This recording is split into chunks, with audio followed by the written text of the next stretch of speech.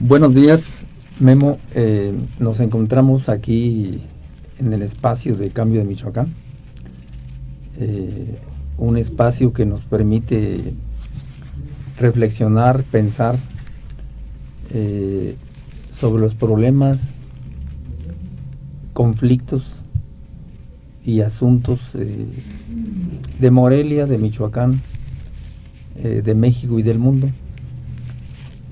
Es un espacio en donde uno expresa sus puntos de vista, sus visiones sobre la realidad. Y pues muchas gracias por estar en este espacio. Mi nombre es Rafael Mendoza Castillo. Escribo en el periódico Cambio de Michoacán. Y pues te presentar tú también, Memo. Muy buenos días, pues gracias a Cambio, como siempre, por la oportunidad que nos da de expresar de manera libre las ideas y lo que pensamos. Creo que Cambio ha sido un espacio muy importante para el avance de la vía democrática en Michoacán. Bueno, yo soy Guillermo Vargas Uribe, te agradezco, Rafa, tu invitación, también a Cambio, como ya dije. Y bueno, también me tocó la oportunidad de ser de las primeras personas que participaron en este proyecto, escribiendo en este periódico. Pues me da mucho gusto estar aquí de nuevo con ustedes y pues con la sociedad michoacana a través de este espacio, pues también expresar nuestros puntos de vista y tener un intercambio de ideas, un intercambio de lo que es la vida política en Michoacán, cómo la percibimos los diferentes actores. Yo creo que cada quien percibe la sociedad y la realidad michoacana de manera diferente, y creo que ese es sobre todo lo valioso de este espacio plural. Gracias y buenos días. Gracias, Memo. Hoy vamos a iniciar una serie de eventos sobre la Universidad Michoacana. Como todos sabemos, nuestra casa de estudios, ahí se presenta, yo diría, una conciencia muy crítica, muy reflexiva, que de alguna manera es un centro de interés público.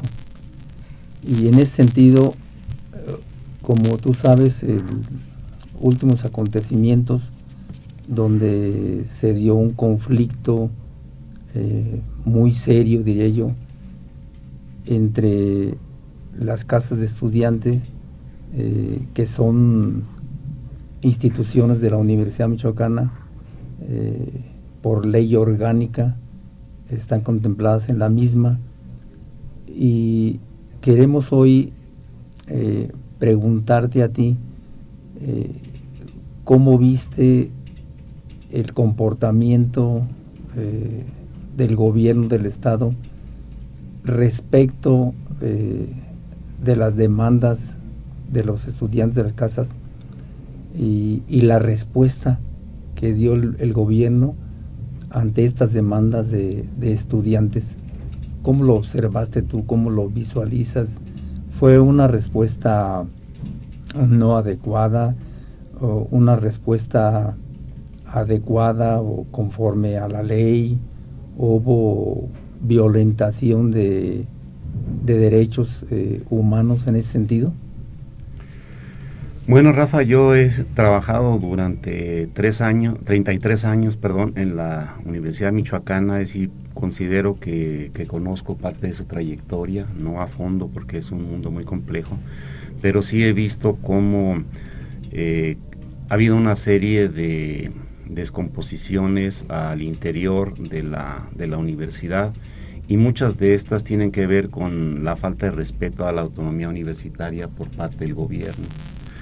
Nosotros observamos y nos comparamos con otras instituciones como la UNAM, que gozan de una mayor autonomía y donde el gobierno, pues al menos desde el 68, en estas ocasiones que fueron muy penosas y muy lamentables, que costaron la vida de muchas personas, ha habido menos intromisión del gobierno, cuando menos abierta, y entonces la institución se mantiene más autónoma y cumple mejor con sus objetivos, que son, pues ya sabemos, la docencia, la investigación científica, la difusión, la extensión de la cultura, la extensión universitaria.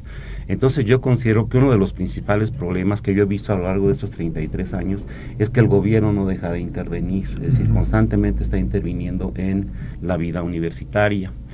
La petición que hacían los jóvenes tengo entendido que para hacer promoción, para que vengan estudiantes a la Michoacana, tiene muchísimos años, es decir, durante muchísimos años, a través de la Secretaría de Gobierno, el gobierno del Estado estuvo dando dinero a estas casas del estudiante para que hicieran lo que este año estaban solicitando.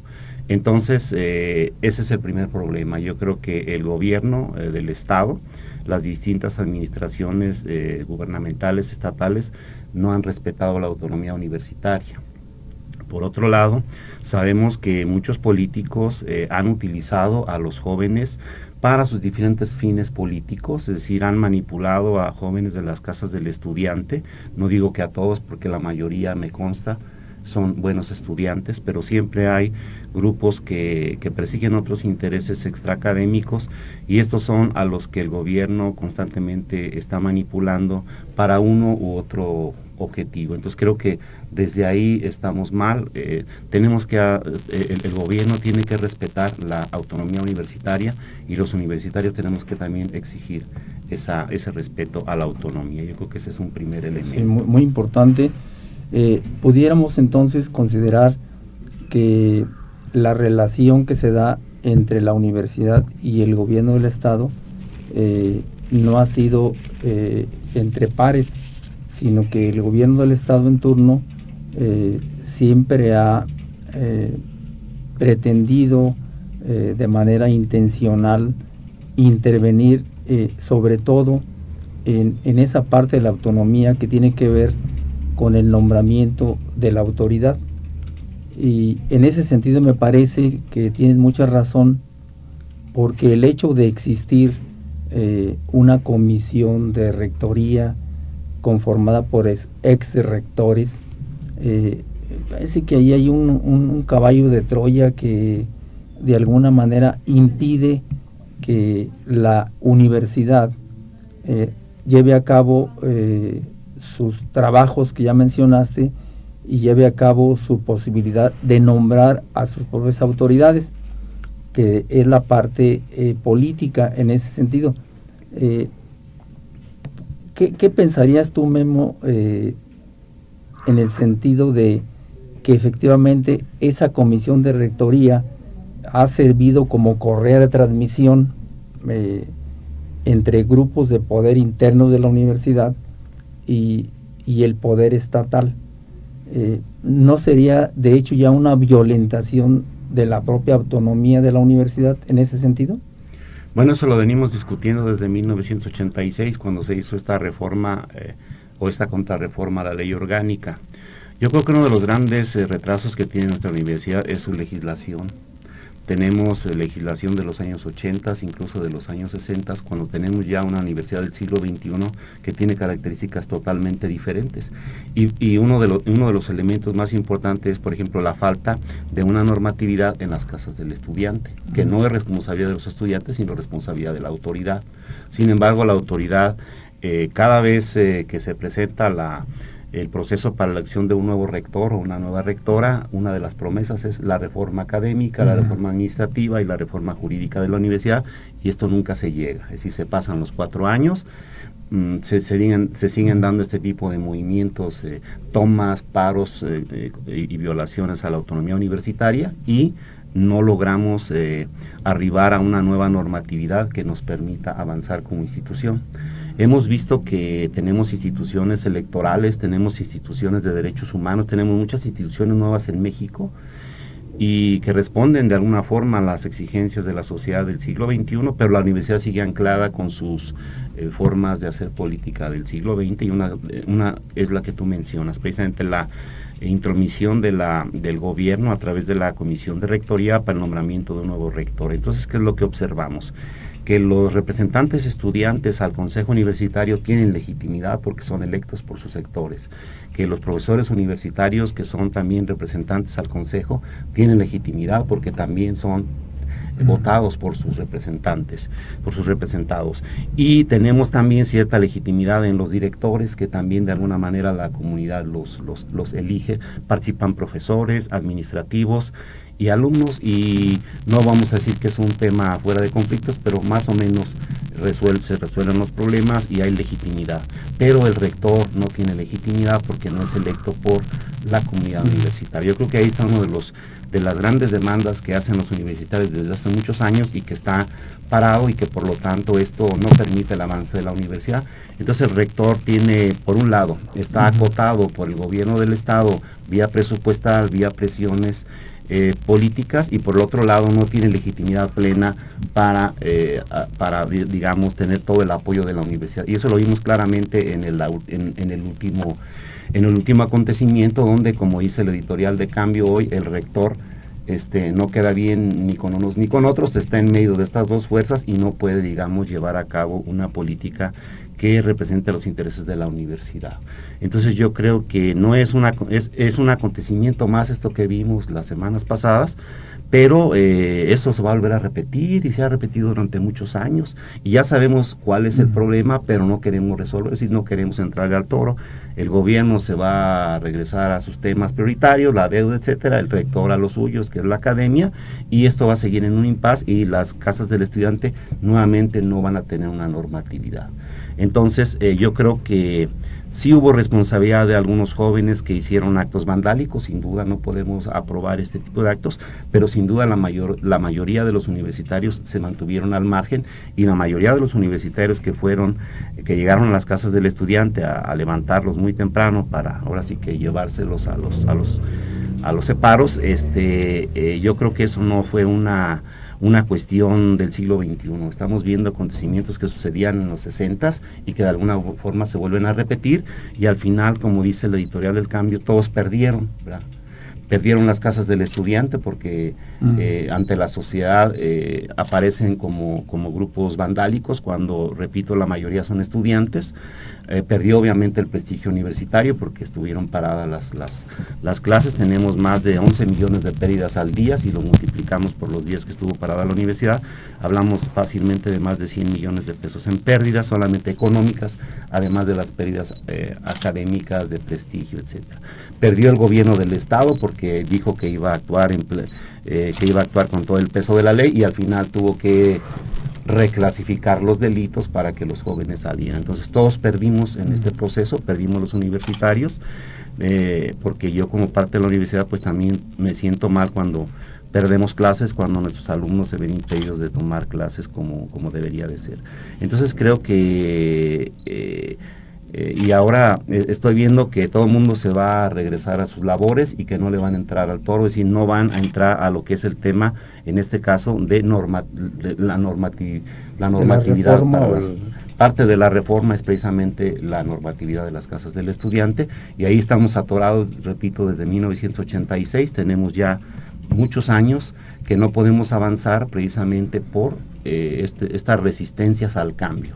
Sí ha habido avances en lo académico, hay acreditaciones, hay certificaciones, muchas carreras de la universidad están bien posicionadas a nivel nacional, pero tenemos estos problemas de constantes conflictos que afectan a toda la comunidad universitaria, cuando deberían resolverse por la vía de la normatividad. Pero la ausencia de esta, o la violentación constante de la normatividad, o la violación constante de la autonomía universitaria, esto deja pues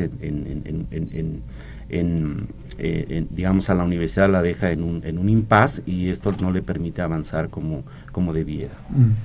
Entonces podemos afirmar que en la Universidad Michoacana no se ha instalado la auténtica democracia, la democracia participativa, y más bien es una democracia sui generis, donde la representación no resulta de la voluntad de la comunidad universitaria, sino que esta representación resulta o es impuesta tanto por poderes internos a la universidad, grupos internos de la universidad, pero fundamentalmente por el poder político del estado de Michoacán. Hay una figura, Memo, que que se ha venido trabajando en la universidad durante muchos años, que es la famosa auscultación.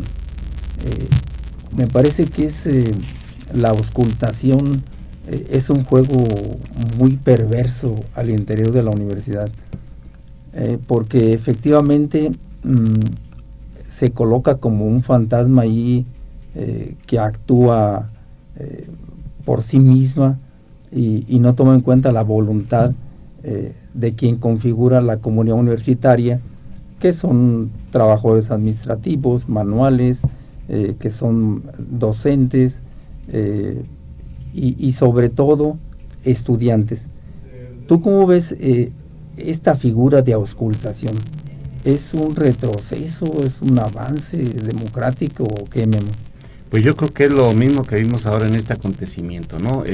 Aplican la ley, pero luego se echan para atrás, ¿no? O sea, dijeron que iban a aplicarles la ley, que los iban a meter a la cárcel y después reclasifican los delitos y los dejan salir. Yo creo que desde un inicio el proceso estuvo viciado porque no cumplió con lo que marca las leyes, las propias legislaciones estatales. Entonces, desde un principio estuvo mal hecho el proceso y por eso terminó mal y por eso al final, como dice la editorial, todos pierden, ¿no? Yo creo que aquí volvemos a lo mismo, ¿no? O se es o no se es, o se es un proceso democrático y participan las bases y se respeta la decisión de las bases o no. Entonces, esto de la auscultación es como un doble juego, ¿no? Precisamente. Hago como que es democrático el proceso, pero al final decido yo. Entonces, yo creo que ahí es donde está precisamente la falta de congruencia de nuestra es una falta de congruencia de la propia legislación universitaria. Ya por ahí se ha dicho que la democracia es el menos malo de los sistemas y de alguna forma yo estoy de acuerdo. Yo creo que cuando hay democracia, cuando hay transparencia, cosas que le faltan a la universidad, por ejemplo, pues se da la legitimidad y cuando existe la legitimidad de una autoridad, esta autoridad tiene la posibilidad de llevar a cabo reformas, de llevar a cabo procesos de transformación. Pero con rectores que no tienen esa legitimidad, pues obviamente no son capaces de llevar a cabo estos procesos. Entonces por eso estamos atorados en que no avanza la legislación y seguimos con una comisión de rectoría que es la que nombra la autoridad. Y cada rector anuncia, cada 4 años vemos que anuncia una reforma a la administración y esta no se cumple. Entonces tenemos muchos vacíos, muchos problemas de administración. Yo quisiera, por ejemplo, contrastar la figura del rector de la UNAM. El rector de la UNAM frente al presidente de la República es una postura crítica y le dice que no está de acuerdo con su política económica, que no está de acuerdo con su política contra el crimen, y le entrega un documento preparado con los universitarios, que al final el presidente no hace caso del documento, pero cuando menos la universidad tiene una propuesta y se deslinda de esa política. Pero aquí nuestro rector pues casi parecía un empleado de gobierno cuando lo mandan llamar a que dé una conferencia de prensa y lo sientan en medio de los secretarios y casi como el niño regañado. Entonces yo creo que la figura del rector aquí ha sido devaluada y no es problema de Salvador Jara, sino es un problema de institucionalidad que viene de muchos años atrás y es una responsabilidad fundamentalmente del gobierno del estado que no respeta esta autonomía universitaria y una vez vimos cómo en esta ocasión no volvió a respetar la autonomía universitaria por 2 cosas. ¿Por qué les tiene que estar dando dinero el gobierno fuera del presupuesto universitario? Primera violación a la ley. Esto viene desde hace muchos años, que a través de la Secretaría de Gobierno les dan dinero a la Casa de los Estudiantes para que hagan ciertos movimientos en contra de ciertos grupos políticos. Y también estaban diciendo es que adentro de las casas del estudiante están los partidos políticos.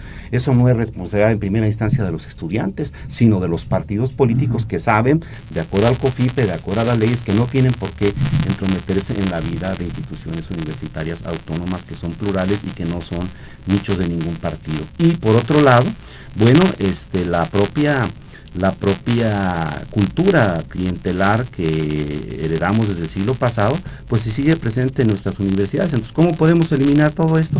Pues a través de procesos democráticos, de procesos de transparencia. Nos quisiéramos saber, por ejemplo, si ya se presentó este caso, bueno, que nos digan cuánto dinero se les da, qué rectores les han entregado ese dinero, por qué el gobierno les ha dado dinero, cuánto dinero les dio, transparentar todo el proceso para tener una idea y que esto pueda precisamente cambiar y no darse hacia adelante. Entonces yo creo que nuestra universidad es muy opaca, sus procesos no son transparentes, la misma contratación de profesores hay muchas críticas, el acoso a compañeras universitarios, compañeros universitarios es una cuestión que es un secreto a voces, pero que nadie hace nada. Entonces, hay muchas cosas que donde nos falta una vida más institucional, más transparente, y esto mejoraría obviamente la situación académica de la universidad, mejoraría las posibilidades también de que no existan actos de corrupción al interior de la universidad, y obviamente esto haría que el gobierno del estado respetase más a la propia universidad. Bien, Memo, la otra parte es lo que se refiere a los actos del gobierno del estado respecto de la universidad. Hay voces que le decían al gobernador que no le temblara la mano, señor gobernador. Así voces, yo las veo autoritarias, de los 60. Como que efectivamente estamos frente a un PRI que no ha movido los esquemas mentales, no ha movido ciertos conceptos, incluso sobre la misma ley, porque yo observé en la aplicación de la ley, y yo la entiendo como la norma como un lineamiento que nos va a permitir primeramente hacer una interpretación como gobernantes sobre la ley, sobre la norma, pero también una interpretación sobre los casos, sobre los hechos, sobre los acontecimientos sobre los que se va a aplicar la ley. Es decir, yo a la ley no la entiendo como una receta, es decir, como una receta de cocina y la voy a aplicar, sino que allí pienso que las formas de pensar del priismo en el gobierno, me parece que hay un desfase en cuanto a la interpretación de la ley y en cuanto a la interpretación de los fenómenos. Es decir, yo escucho la voz que me dice, aplíquele la ley, pero hay una serie de calificativos, ¿verdad? Porque son estos, porque son porros, porque no estudian, porque son flojos, porque hay enemigos externos, hay enemigos extraños, como dice el himno nacional, el maciosare, un extraño enemigo, y como tú dices, hay un lenguaje todavía muy viejo en la interpretación de realidades que creo son nuevas y que requieren entonces que vayamos pensando en conceptos, en lenguajes nuevos, efectivamente, porque hay fenómenos nuevos en la realidad. ¿No te parece entonces que hay un desfase entre lo que piensan, en este caso el gobierno priista, y los acontecimientos en la universidad? Bueno, sin duda estamos frente al regreso de un grupo que ha gobernado este estado durante varias décadas, es decir, el regreso del grupo autoritario de los llamados dinosaurios del PRI. Teníamos en los 60s un esquema similar, es decir, gobernaban y daban palo, ahí está el caso del 68, el caso del 71, y bueno, a algunos sectores les aplaudían. Obviamente hay sectores. ¿Y en la Universidad 63, 66? En la Universidad Michoacana 63, 66, entonces hay gente que quiere que regresemos a esos escenarios, y el gobierno, teniendo tantos asuntos que atender, porque se ha estado metiendo con Tiripetío, con la Universidad de Michoacán y con los sectores estudiantiles, y ahora se les está criminalizando, digamos. Yo creo que hay de hecho no es lo que yo crea, sino hay un proceso para detener a un delincuente. Si hay en una familia hay un delincuente, la autoridad tiene que llegar con una orden de aprehensión y sacar al delincuente, pero no sacar a toda la familia, llevársela a la cárcel y después regresarlos, como se hizo con la casa del estudiante. Si había 10 delincuentes, si tenían las pruebas, pues hubiesen llegado con la orden de aprehensión, los hubiesen llevado a los 10, pero hubiesen dejado al resto de los estudiantes en paz, no tenían por qué haberlos violentado. Yo creo que desde ahí ese fue un proceso autoritario, y bueno, es lo que se vislumbra para el país en caso de la llegada de Peña Nieto, y es lo que se vislumbra si los michoacanos tenemos un gobierno municipal del PRI, estatal del PRI y federal del PRI. Eso va a ser otra vez el régimen autoritario, otra vez un solo partido, todos los gobiernos dominados por un solo partido. Entonces, si bien hay un descontento con la democracia, y si bien podemos criticar mucho al PRD y al PAN por los errores que han tenido, no podemos regresar a un esquema autoritario de los años 60 como en el caso estudiantil, que uno se sentía de repente, como tú dices, en el 66, ¿no? Entonces no ha avanzado nada el país, seguimos con el mismo problema y seguimos criminalizando a los jóvenes. Incluso yo escuché a Fausto Vallejo decir que la inversión privada no llegaba a Michoacán por la culpa de los estudiantes. Esto me parece una actitud muy poco objetiva, porque el principal responsable de que no llegue la inversión a Michoacán pues es la oficina de atracción de la inversión que tiene la Secretaría de Economía del gobierno del estado, y que recibe, no sé, 50 y tantos millones de presupuesto y que no logra traer la inversión. Ese es el principal responsable. Pero sin duda, en el contexto actual es la violencia, y no llega inversión a muchos lugares del país por el clima de violencia y de inseguridad, y a más de 300,000 empresas, según las autoridades de la Coparmex, han cerrado el último año por inseguridad, no por los estudiantes. Entonces me parece que se les quiere criminalizar y se les quiere culpar, ahora sí que de todo. Y también se les quiere culpar, Fausto Vallejo también habló de la presencia del EPR al interior de las casas. Bueno, ¿y dónde está el CISEN? ¿Y dónde está la Secretaría de Gobernación? Que son los responsables de que los grupos guerrilleros no incursionen en la vida civil.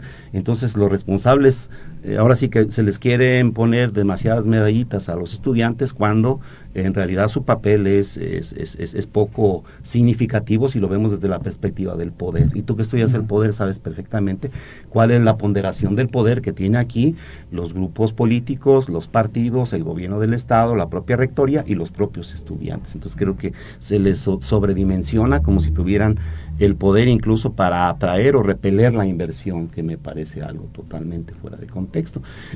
Entonces creo que el gobierno sí se excedió en sus funciones.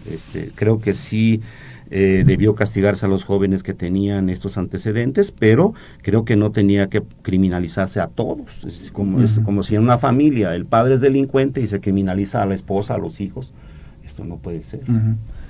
Y entonces, en este caso, frente a una aplicación a secas de la ley, uno se preguntaría cómo entonces se juega el Estado de Derecho. Por ejemplo, dice Arnaldo Córdoba, el Estado de Derecho al final de cuentas es un Estado político, y esto tiene que ver efectivamente con la aplicación de la ley. Se escucharon voces de ciudadanos que satanizaban a los estudiantes. ¿No te parece que efectivamente hay elementos fascistas o nazis en algunas gentes de la población, y que de alguna manera pues no ha llegado, digamos, la ilustración y el cambio y la modernidad en cuanto a la interpretación de los acontecimientos?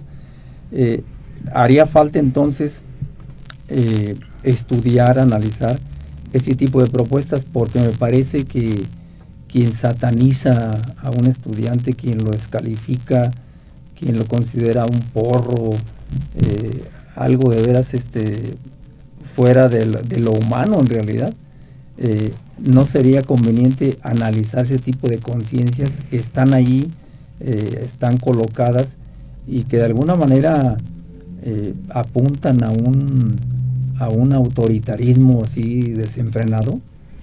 Bueno, yo no vería un autorismo desenfrenado, pero sí, sin duda hay ciertas reminiscencias del régimen autoritario que decía: estamos en peligro de que éstas regresen a nivel nacional. Aquí yo creo que ni siquiera se aplicó el Estado de Derecho a secas, ni siquiera se aplicó la ley a secas, porque la ley a secas hubiese sido pues llevarse a los 10 jóvenes que estaba demostrado que habían cometido actos vandálicos y ya. Y después, si se comprobó que habían sido delincuentes, tampoco habrían tenido por qué salir. Y no sucedió ni lo uno ni lo otro. Eso es, por un lado, no se aplicó la ley en el momento de la detención, y por otro lado, llegó la impunidad. El problema de nuestro país, según el propio Poder Judicial, es que tenemos un índice de impunidad del 98.5%, es decir, de los delitos denunciados, que solamente son el 12%, de esos solamente de ese que sería el 100% de los delitos denunciados, solamente el 1.24 son condenados a una sanción. Entonces el resto quedan impunes. Entonces, ¿por qué vemos tanto delincuente en la calle? Porque saben que van a quedar impunes. ¿Por qué vemos tanto político ladrón? Porque saben que van a quedar impunes. Yo preguntaría, ¿se aplicó el Estado de Derecho en el caso de la pasta de conchos a Jorge Larrea y a todas las autoridades que permitieron que ahí sigan enterrados 67 mineros? ¿Ahí se aplicó el Estado de Derecho? Claro que no. En el Fobaproa es otro caso. Y podemos poner miles de ejemplos. Entonces, no tendría por qué aplicarse tampoco en el caso último del conflicto de las casas del estudiante. Y de hecho, no se aplicó el Estado de Derecho. Porque al final se dice que se les dejó salir porque se les reclasificó los delitos. No me queda muy claro a mí qué es eso, pero es como si a alguien le dicen, usted es homicida, pero como queremos que salga, pues lo vamos a poner que nada más se robó unos cacahuates, ¿no? Entonces así actuó la autoridad y frente a todo mundo y de manera descarada. Entonces no hay confianza en las autoridades para el cumplimiento del Estado de Derecho. Entonces más bien vivimos, dice el señor Panetta, en un estado fallido, donde tenemos 150,000 muertos que no han sido sujetos a un proceso, delincuentes que han sido matados en caliente como en el Porfiriato, cuando debían de ser sometidos, aunque sean delincuentes, a un proceso tal y como lo marca la ley. Entonces, desde arriba existe esta impunidad, ¿no? Desde el presidente de la República, ¿verdad?, que ha cometido una serie de delitos, desde Fox, que dijeron el IFE dijo el tribunal que violó la ley, pero nada más tantito en la elección anterior. Entonces, desde ahí hay impunidad, desde el presidente hasta el ciudadano más humilde. Todos saben que pueden evadir de alguna u otra forma la aplicación de la ley, y sobre todo los que tienen dinero. Y son los que están afuera. Carlos Slim es uno de ellos.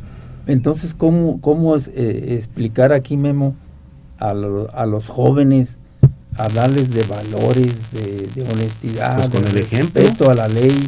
Con el ejemplo. ¿Habrá una contradicción aquí? Exacto, porque tú le dices una cosa, ¿verdad?, y haces otra. Sí. La dice Fausto Vallejo, la cultura de la legalidad, pero él mismo yo lo he acusado como presunto delincuente ambiental y la autoridad ni siquiera lo ha llamado. Entonces hay una impunidad desde el más alto nivel, desde el presidente de la República hasta el funcionario de más bajo nivel, y esto pasa incluso por los poderes fácticos. Hablemos de los medios de comunicación, por ejemplo. Constantemente están violentando los derechos, constantemente están violentando la ley. Aquí acabamos de ver con el caso de Slim, que le condonaron una deuda de miles de millones de pesos porque se prometió que se iba a portar bien. Entonces lo mismo sucedió con los estudiantes, prometieron que se iban a portar bien y entonces ya no les aplicaron todo el peso de la ley que supuestamente iban a hacerlo. Entonces hay una cultura de la impunidad. ¿Cómo observas en este momento, Memo, en México, que una universidad como la Ibero, que uno pensaba que pues ahí había un pensamiento conservador de ciertas élites en México, y que hoy están en una protesta que me parece políticamente correcta? ¿Qué opinas al respecto sobre estos jóvenes? Bueno, los jóvenes están hartos de la corrupción en el mundo, y están hartos de la corrupción en Túnez, y hartos de la corrupción en Egipto, y hartos de la corrupción en Wall Street, y los ocupa Wall Street, la primavera árabe, y luego el invierno libio, y los estudiantes en Chile que piden la educación gratuita y para los jóvenes. En todo el mundo hay una revolución juvenil, me parece, que está siendo reprimida en algunos casos más o menos fuerte, como en Siria, que los están reprimiendo con la muerte. En otros casos han logrado derrocar gobiernos, como en Túnez. Creo que en todo el mundo hay una rebelión juvenil, y creo que es un mito eso de la apatía de los jóvenes. Yo creo que afortunadamente los jóvenes están despertando, y para bien, porque lo que quieren es transformar este país en un país mejor. La cuestión es que ellos son los principales afectados por la crisis. Ahí están los jóvenes españoles con una tasa de desempleo de más del 50%, con estudios de licenciatura, maestría y doctorado, no tienen empleo. Entonces ni siquiera es una lucha antisistémica como la de los 70s, que era para derrocar al capitalismo.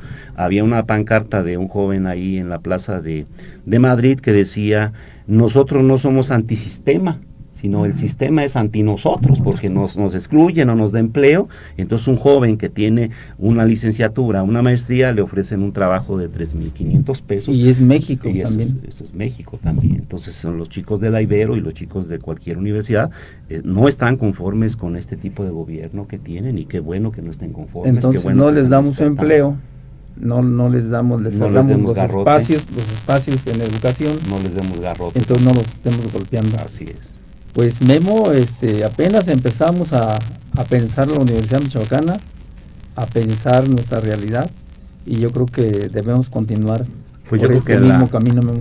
Sí, la Universidad Michoacana tiene un gran potencial, 57,000 jóvenes con ideas, con deseos de superación. Sí hay por ahí algunos delincuentes, algunos malandrines, pero en cualquier lugar se da. Y si en la casa del estudiante hay corrupción, yo estoy seguro que en cualquier dependencia gubernamental hay más corrupción que en cualquier casa del estudiante. Pues Sí. Tampoco nos persinemos y nos asustemos, sino pongámonos a trabajar, pongámonos a hacer una reforma, hagamos una normatividad para las casas del estudiante, y que los estudiantes realmente hagan su papel al interior de las casas del estudiante, y que no sean utilizados ni manipulados ni por partidos políticos ni por el propio gobierno. Y que esa reforma que estamos pensando, los actores fundamentales sean los universitarios. Así es es, decir, que no con respeto a la autonomía universitaria. Exactamente. Bueno, pues Memo, hemos concluido por hoy. Pues gracias a Nos vemos Cambio la y gracias a próxima. ti, Rafa, por esta Sí. oportunidad.